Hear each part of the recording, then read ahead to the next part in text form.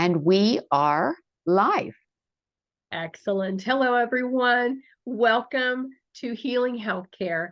This is the author's tour with your host, myself, Dina Redinger, and Sharon Weinstein, the co-authors of the book called Healing Healthcare, evidence-based strategies to mend that broken system that we have. Nurses remain the backbone of healthcare, and little has been done or even studied to remedy some of these systems that are in crisis. And if we don't address this now, humankind will suffer. The book is packed with solutions that plague our health systems today, the problems that lead to these troubling sentiments among prospective nurses. Nurse leaders share their experience, thoughts, evidence, and strategies to ensure the health of our healthcare. What you will find within it are actual steps for fixing a system that is currently suffering in silence. We must get this book into the hands of those making those decisions. Before we start, we want to acknowledge you. We want to thank you for joining us today. We have viewers from probably all over the globe. So please use the chat and let us know where you're from. And if you have any questions, put them in there as well. If you can also see this on replay and you can comment and respond. So I'm going to send this over to Sharon at this time to introduce our guest or our author for today. Thanks so much, Dina. And thanks to all of you for joining us today. We are thrilled. We are especially thrilled to welcome today's guest, a nurse leader, professional society executive, and advocate for nursing. A 2024 inductee, yes, that's this year, and in October of this year, for fellowship in the American Academy of Nursing. Vicki Good has been a leader in critical care in patient safety and in education. She writes, she presents, and she serves as a subject matter expert on a variety of healthcare topics and has served professional organizations to advance the nursing profession, including the Nurse Staffing Think Tank and Task Force. Vicki is a past president of the American Association of Critical Care Nurses and a lifetime member, and more importantly, she now is the Chief Clinical Officer of the American Association of Critical Care Nurses. Welcome, Vicki, and congratulations on your newest role, and thank you so much for being with us. Thank you, Sharon. And it doesn't sound like me that you're describing, so it's pretty fun. It's definitely you. It's definitely you. Why don't we start off with a simple question? Why don't you tell us why you're involved? Why did you say yes? So when I was approached about doing this, a chapter for this book, the first thing that drew me to it was the fact that it's a positive response. I think that so often people focus in on the negative and get down in the dumps about where we're at and, don't really talk about the solutions. And this book really talks about the solutions, both on a micro level and a macro level for nursing.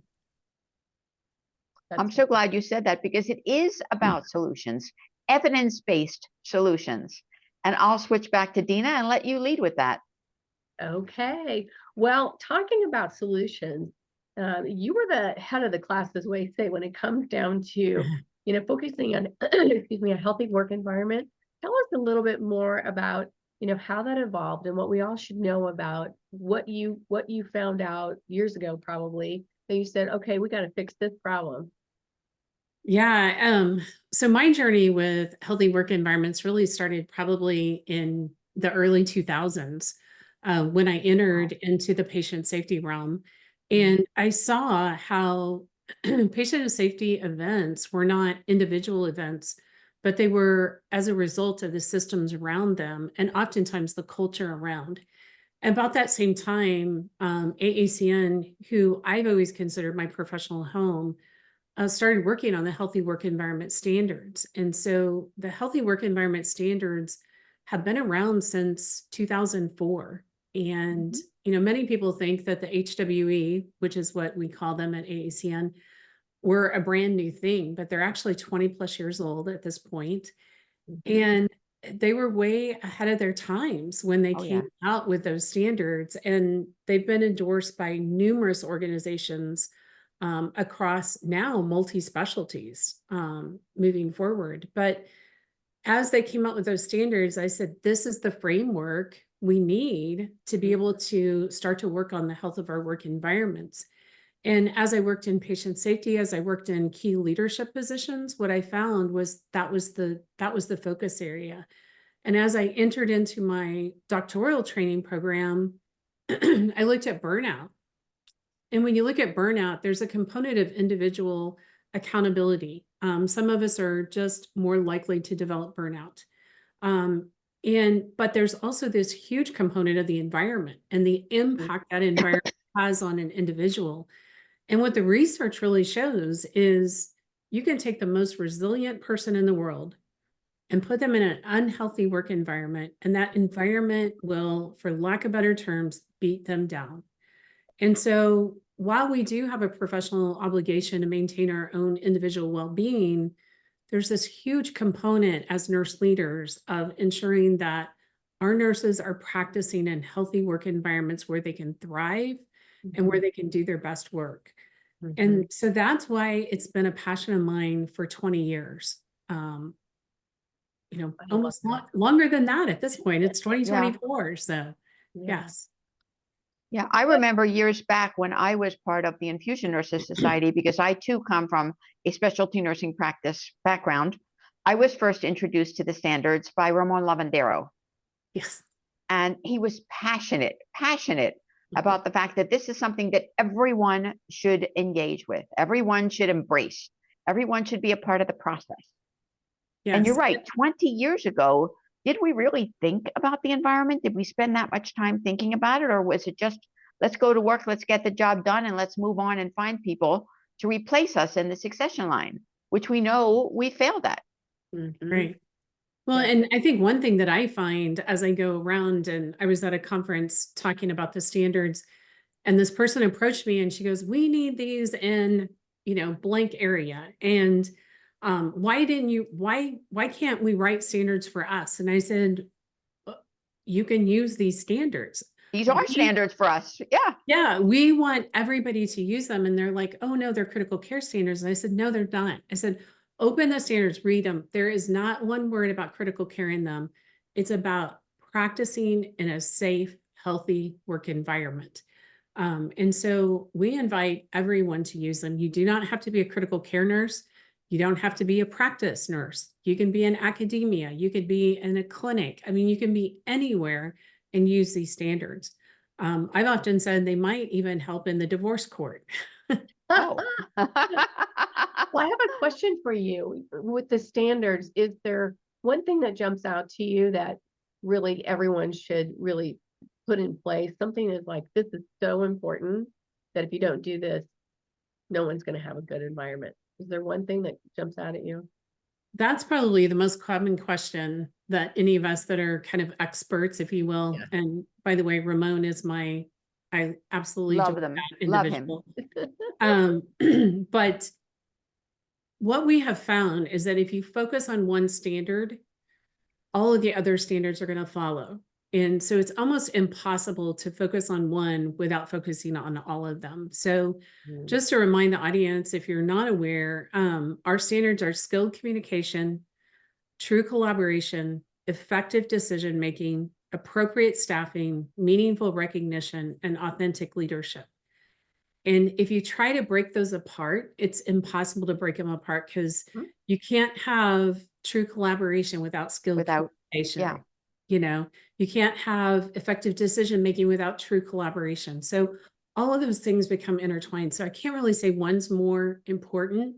I would say probably skilled communication is the one that you find threaded throughout, more so than some of the other standards, but they're all intertwined.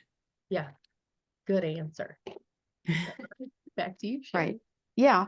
I was just wondering, and I'm sure that a lot of our viewers want to know as well, why critical care? Why did you folks develop this and roll it out and basically create the standard and raise the bar for all of us? Why was it something that was so important to you in the clinical space that you knew that something had to change?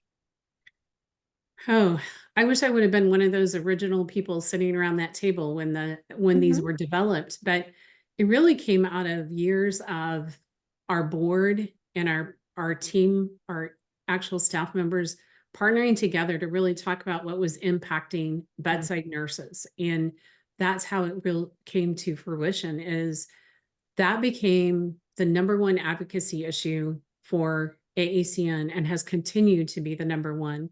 But it was really listening to our members and what they were facing on a day-to-day basis and giving voice to what they needed. Mhm. Wow, you certainly were the pace setters when it comes down to that. It's made a huge difference, Mhm. certainly in my nursing career, and I know that of casts of hundreds of thousands more, because it Yes. was, in fact, the first example of what could be disseminated across the entire nursing and healthcare spectrum. No question. Love Yeah. No question at all. So you've written a really profound chapter in our co-authored book. We're thrilled to pieces with what you've contributed. Can you share with us what is the one major takeaway from your chapter, one thought that will lead to transformative change? I think the one thing that I want readers to walk away with is changing a work environment is difficult, hard work. It sounds like it's easy, but it takes years to change a culture, and that's really what you're doing. So don't get frustrated, don't get defeated, but just take one step at a time. So when I was AACN president, my theme was step forward. And my whole mantra was, you don't have to see the top of the staircase. Martin Luther King told us that, but you have to take one step at a time. Mhm. And so that's the whole thing, is this is a staircase that you're climbing. Take one step at a time until you reach that pinnacle. And it may take you years to reach the pinnacle, but it's worth it.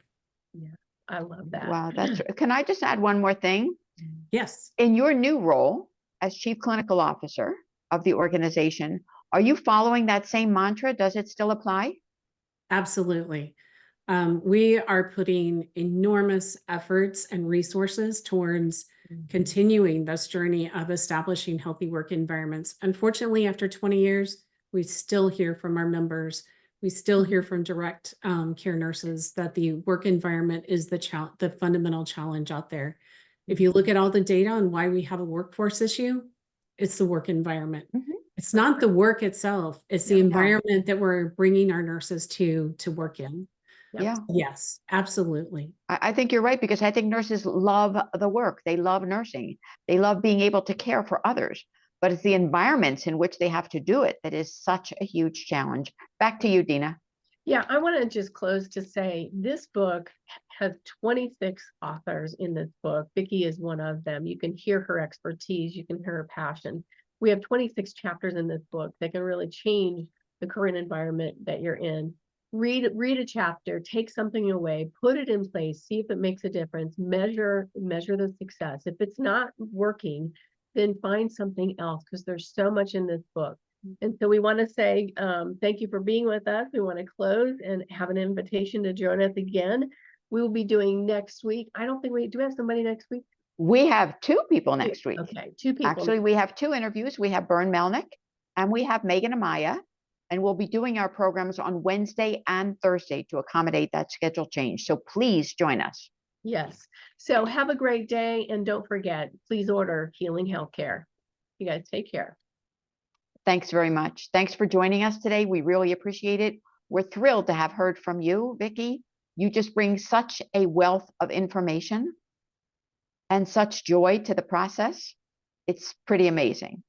That'll Thank bring you a so close much. to today's program. Thank you.